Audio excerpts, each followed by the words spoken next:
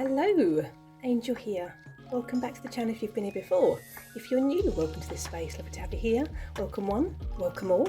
So I've just finished filming Robin's Reflections Beetlejuice tarot tag, and whilst watching that video, they kind of directed us to a video by Logan at Lark and Legend, Julie at Peekaboo Rose, and Tegan from Cosmic Creepers. They had done a fantastic live which I watched, which was all about Twilight tarot prompts, and I want to jump in on this one as well because it was so much fun watching that video. So this is a VR response to Twilight tarot prompts. I'm going to link the original video in the description box, so go take a look at that. So we've got, I think, 8 prompts. I'm not going to do any more chatting. We're going to jump straight in and yeah, let's see which decks I chose for the prompts. Let's get this done. So Logan from Lark and Legend chose different quotes from the different Twilight films and made them into tarot prompts for Julie and for Tegan. So the first prompt, and I think there are 8. So the first prompt is, Bella, where the hell have you been, Loca? A deck that you haven't used in a while. And that's got to be this one. It's the Tarot at the End of the Rainbow. Here's the box. It's a low Scarabeo deck, mass market. I think it's, you know, quite well priced.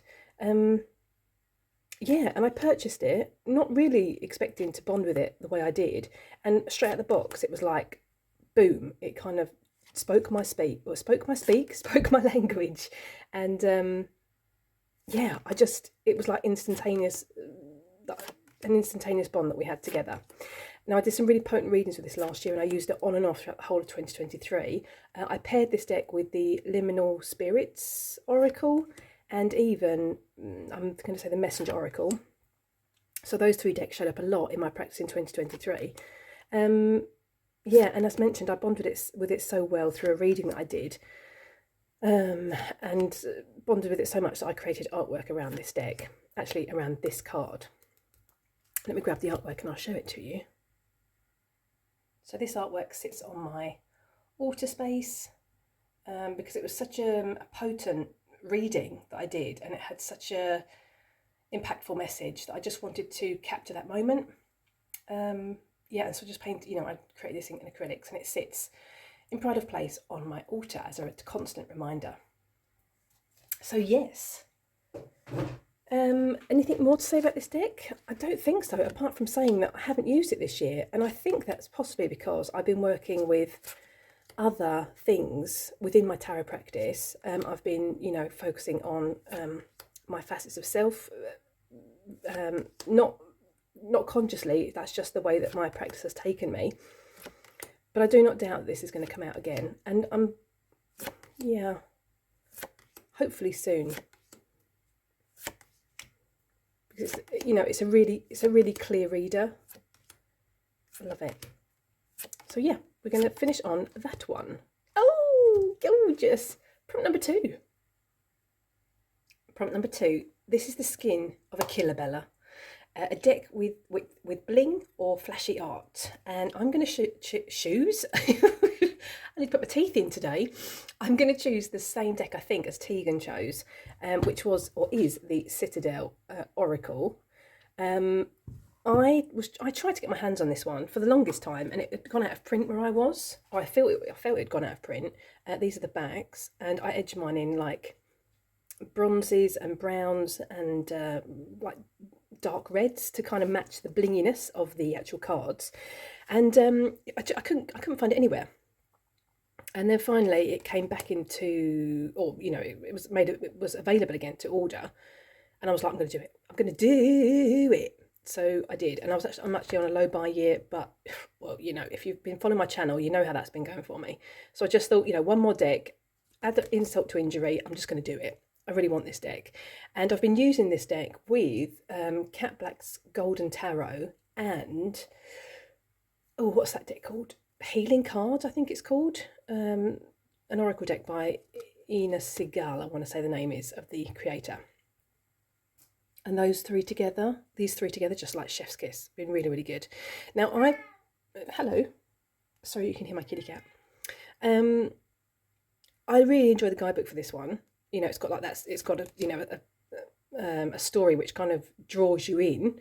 But I do find these really, really good just because of the keywords. So we've got like the wise one, we've got tradition and order. It kind of gives you a jumping off spot. The miser, stubbornness and inflexibility. Feels like a portal. Love it. The sailor, new influence, wanderlust. Love that word, wanderlust. I love that. And the last one, the orator, communication and confidence. So yeah, really great pairing.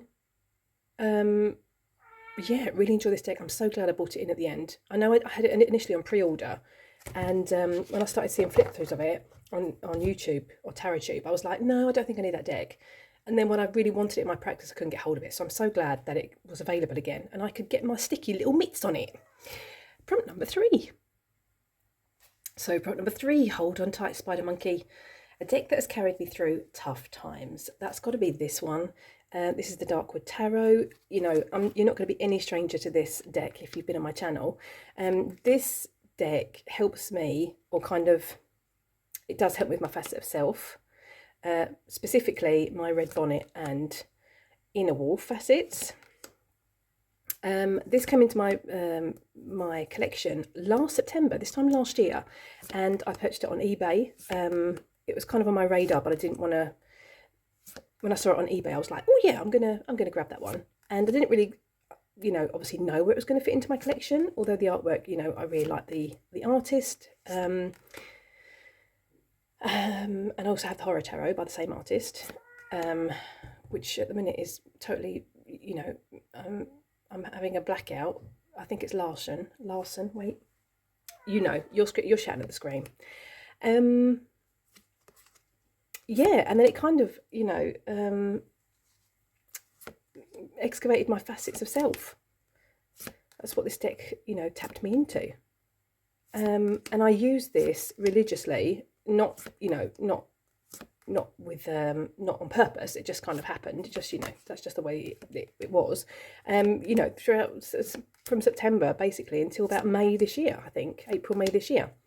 And this one sits, I still, dip into this one every now and again when I want to work with those facets of self. So I did work really intensively with this one, hence the reason that I'm so bonded to it. And it's not a gentle deck by any kind of means. It doesn't mollycoddle. It's like that's that friend that sits you down and it's and that's like, right, this is what you need to know. You're fooling yourself. This is what you need to know, and I'm going to help you do that. I'm going to help you work through this. It's that kind of deck. So, sometimes it has slapped me in the face, but I've needed that slap in the face.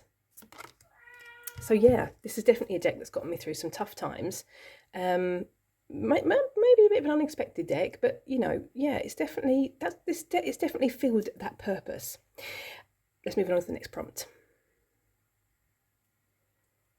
So prompt number 4, Original Renesmee, a deck that's hard on the eyes, but you love it anyway.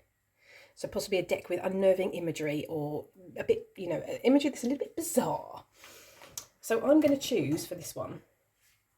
I can't say I love it yet because I'm just started working with it. This is the Wisdom of Wild Things Oracle.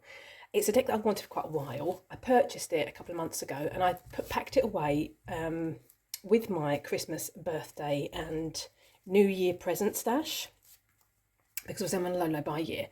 But with the work I'm doing this month in September, this started calling to me, and I was like, just to kind of explain a bit, I'm working with Wonderland this month and going down the rabbit hole, and I just felt that this deck kind of worked for that.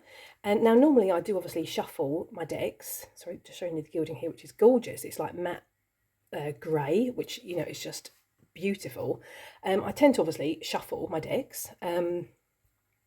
Usually, but this deck I'm working with in order and working with every single card.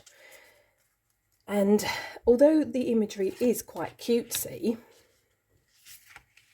on the other hand, it's a bit unsettling.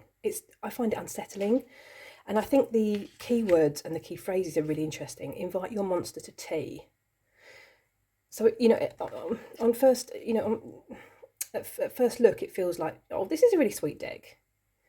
But then when you start going a bit deeper, it suddenly doesn't feel so cute anymore, I don't think, like this kind of thing. So yeah, this is the first time I've worked with a deck in order. And actually, that thought struck me even before I'd purchased this one. I wanted to get this one, and then once I purchased it, I feel that I had that thought that I want to work with this one card for card in the order that they come in. So yeah, can't say if I love it at the minute, but I'm sure I'm going to know more in my video, my September favourites video. But I think the keywords are really, really interesting. This is a deck by Angie Sullins. Did I say that? I've just mislaid the guidebook. The guidebook's written by Angie Sullins, and the artwork is by Eva Bonavera. I hope I said that correctly. Bring on the Haggitude. Love that. Love it. Yeah, as mentioned, I just think the key phrases and the keywords are really, really interesting. Look at this. Beware the happy toxins. Love. So we shall see. Keep an eye out for September's favourites. I'll hopefully be able to tell you a little bit more. So I'm kind of cheating on this prompt, but just a tiny smidge. There we go. That's the image on the guidebook. So yes, we're moving along. Prompt number 5. Every second I'm with you is about restraint, and you're too fragile. This is a deck that you're afraid to use because it's too flimsy. Now, I don't have many decks that have got like flimsy cardstock, although saying that, the Inner Child cards, that deck is very flimsy, but the cards are very, very big, so of course, you know, it's handy that the cardstock is flimsy to be able to shuffle it. This is a new deck in my collection. I got this in September. This is from my super duper second-hand online shop that I like to browse and purchase from quite often, which I should stop really, but you know how that goes. This is an indie deck, and the creator is Vicky Verley, Rock and Roll Prophetess, and let me just bring this forward to the camera so you can see their YouTube channel. And I saw this on the second-hand site, and there was only a couple of cards that were shown. But I was just like, I was totally intrigued. And can I just say, I'm freaking loving the backs. I think these are my favourite backs ever. Taking in mind that, you know, last month and this month and, you know, continuing on, I'm following my rainbow. Ooh, you know, come on. And the cards just spoke to me. Now, you know, I don't tend to work so much with the Rider-Waite-Smith imagery, generally. But I love this. I really, really enjoy it. So... and I love the colours, obviously. It's just groovy. And I'm kind of thinking as well, actually, I shall take that later. I'll speak about that later in the next prompt, because I'm jumping ahead of myself, and I shouldn't. Thanks, Squirrel Brain. Yeah, love the colours, and I love these keywords that, you know, I'm thinking my plan is I use the Wanderer's Tarot, which is right beside me, every single day for a card pull. And I'm thinking, for instance, let's just say that I pulled this one today. This is the 9 of, what's it called? Water. And I'm thinking that, or the 9 of Cups, sorry, 9 of Cups. And I'm thinking what I'm going to do is, when I pull the 9 of Cups, for instance, out of the Wanderer's Tarot, I'm going to then I'm going to put this back in order, because I just got this very recently, haven't done it yet. I'm going to find the 9 of Cups and you know, see which keyword speaks to me. So that's my plan for this deck. However, the point was the cardstock. The cardstock is really quite flimsy. And the cards are quite big, so maybe that's a good thing, really. However, I'm not planning on shuffling this beauty, so it probably doesn't make much difference, really. So I don't know why I'm, you know, moaning, really.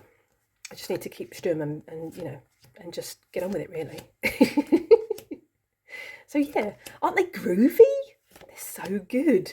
And I'm thinking, actually, that this deck would pair very nicely with the oh lordy, wait, let me show you, because I can't remember what it's called. Goodness me, the brain fog is real, party people. The Chipping Weight Tarot. This is a Stars edition. Back this on Indiegogo. These are the backs. You've seen this one before on my channel. Love. I mean, you know, yes. Wait, hello. Yes and yes. Not that I don't tend to pair my deck backs, but it's always good when it works. And I'm thinking these two might work together. Well, obviously they will, because it's like Rider Waite Smith imagery. But I mean, and I've shown this before as well. Let me see if I can get the stars in. I mean, it's like, this is like a double whammy of gorgeousness, is it not? Of lusciousness, of deliciousness. Yeah, so these two would obviously work together as well. Because it's just so colourful, and I love me some colour. I'm following my rainbow.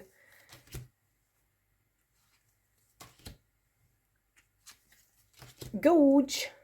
Sorry, that suddenly became a plan with pairs. Apologise. However, my initial first thought was that I'm going to put these back in order. And as mentioned, when I pull any deck, any card from any deck, I'm going to go through this one and use it almost a bit like an oracle, I suppose, and see which keyword pops out to me on any given day when I pull that card.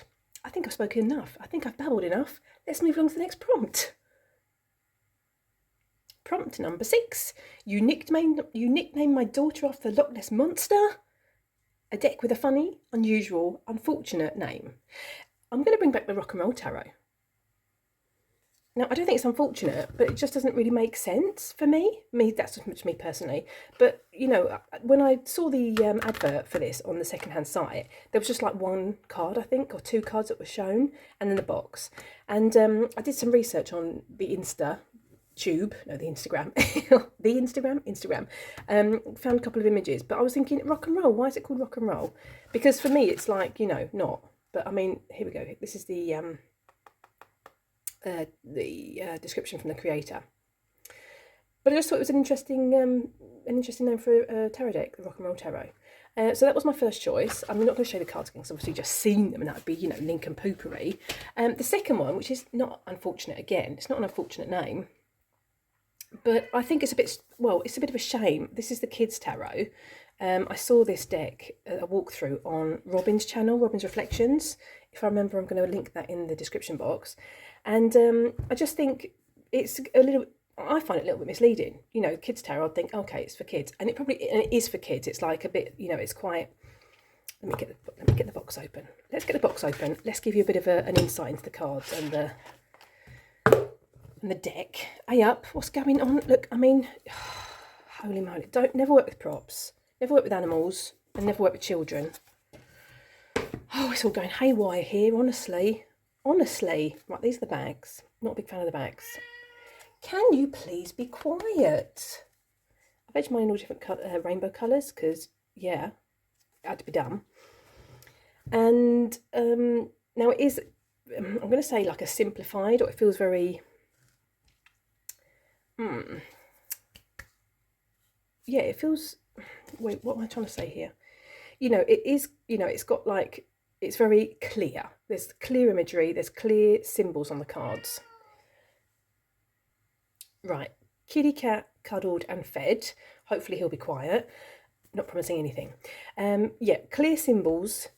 Clear titling.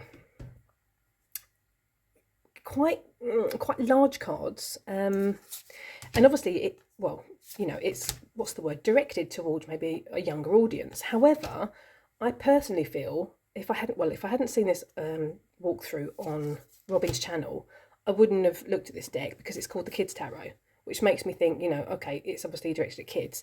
However, when I saw the imagery, it sparked something in me, or, it kind of awoke my inner child. Now, I do work with my inner child facet, but I'm totally, planning on bringing this one in for my inner child work. I think the imagery is just beautiful. And I know I've spoken about it several times on my channel, but I'm not a big fan of borders, but I love this. This feels like, it's like a frame. But I do really like that the image or the characters are coming out of that frame. It feels like a portal. It opens up a portal vibe for me, which now suddenly I'm thinking, I'm working with portals this month.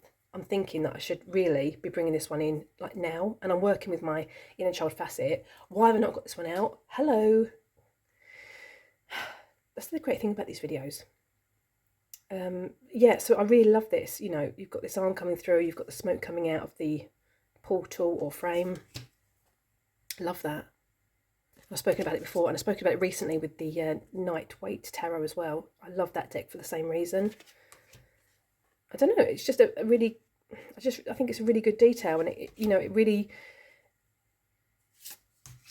as I mentioned, it feels like the characters are coming out towards me, or that I can go into the card. I love that. So yeah, I wouldn't say it's an unfortunate name. However, if I hadn't seen it on Robin's channel, from the name of the deck, I wouldn't have. Not that it's the names that kind of entice us into purchasing. It is the artwork, but still, I wouldn't have. If I'd seen a walkthrough that said the Kids Tarot, I think no, that's not a deck for me. I don't have children that want to read tarot, or are going to read tarot, so therefore it's not something for me. I'm sighing because I'm in my brain. I'm thinking I need to stop babbling. Okay, last one, and we are done. So yeah, that's that prompt. Let's move along. And finally, prompt number 8. You imprinted on my daughter a deck that was love at first sight, and that's got to be this one. This is the Figuratively Speaking Tarot. Let me grab the tuck box. This is by B. Miller. This was another eBay find. Hadn't seen the deck before.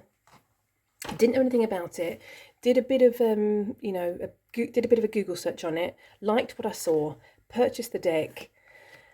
And I've told this story before, so if you've heard it before, you might want to skip ahead. However, when I got it, when I tend to get new decks to the door, it's not often or not always that I think I've got to work with this now. Sometimes they don't call to me. Obviously, they've called to me to be purchased, but then they don't call to me when they arrive, and I'm like, that's fine. They can sit on my shelf, and I'm fine with that until they call to me. But this one was like, use me, use me, use me. I'm ready. I've got a message for you. So I usually do deck interviews with my decks when they come through the door, and for some reason, I just got a bee in my bonnet that I wasn't going to do that with this deck. I was going to do the murder mystery whodunit tarot game. I'm going to link a video in the description, and I'm going to put the actual name on the screen of what it's actually called, because I can't remember, because I'm having a brain fog moment, and as usual. And I did that, which is all about separating the minors, the majors, and the court cards, and you use your deck to find out who has murdered a specific person. And it was so much fun, and that exercise bonded me in a way that I hadn't expected with this deck, and I used it religiously after that. And that was last year. That was 2023, and I kind of, what's the word? Changed out the Tarot of the Rainbow and this one, and this one was so good. I've paired this one with the Cantagie Oracle. I've also paired it with the Land and Sky Oracle. I think it's called that. But I haven't used it this year, so it's another one that's kind of just been taking a bit of a break. But it is a trusted and much loved deck. I'm also going to say that B. Miller has got a Kickstarter at the moment, which is Figuratively Speaking Mermaid Tarot. Go and take a look at that. It's beautiful. I think it finishes on the 30th of September. I love this. This is my favourite card, the Bonk Pope. That's so cool. Yeah, so that is Love at First Sight. And I still love this deck, even though I haven't used it in a wee while. But, I still feel that connection with it. I still feel I could pick it up and it's going to sing its messages to me.